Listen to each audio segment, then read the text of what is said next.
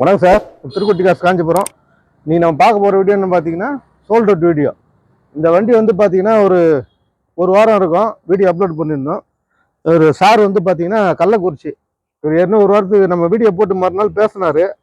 Rate வந்து நாங்கள் எடுத்ததை விட கம்மியாக கேட்டதுனால அது ஆகாதுன்னு சொல்லிட்டோம். அதுக்கப்புறம் நேற்று வந்து ஃபோன் பண்ணார் வரேன்னு சொல்லிட்டு.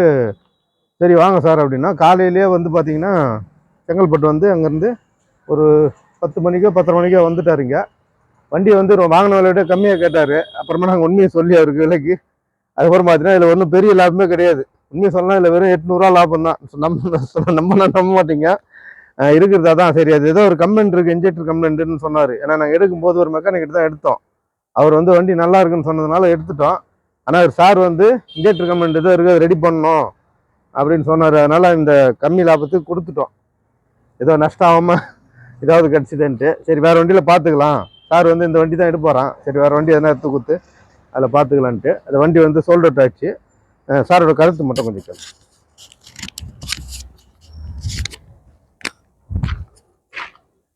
கள்ளக்குறிச்சி, பேர் சக்திகுமார். நானும் அந்த கன்சல்ட்டிங் தான் பண்ணிகிட்ருக்கேன். நம்ம எடுக்கிறது எல்லாமே வெரிட்டோ தான். வண்டி கலர் நல்லா பிடிச்சிருக்கு. வண்டி நல்லா இருக்குது. பிரச்சனை இல்லை. ஒரு சின்ன வேலை தான், நாங்கள் பார்த்து ஒன்றும் பிரச்சனை. நீங்கள் எதாவது பேசு. சரி பரவாயில்ல. சரி நன்றி வணக்கம் சார். அவ்வளோ தான். நீங்கள் ஸ்டார்ட் பண்ணிடுங்க. ஆமாம் இப்படியே வந்த வழியே போயிடுங்க. வந்த வழியே போயிட்டு அந்த பங்க் இருக்கு ஒன்று, பெட்ரோல் பங்க். அந்த டீசல் போட்டு ஏர் செக் பண்ணிக்கங்க. அப்படியே செங்கல்பட்டு போயிட்டு அப்படியே இருக்கு. வாங்க.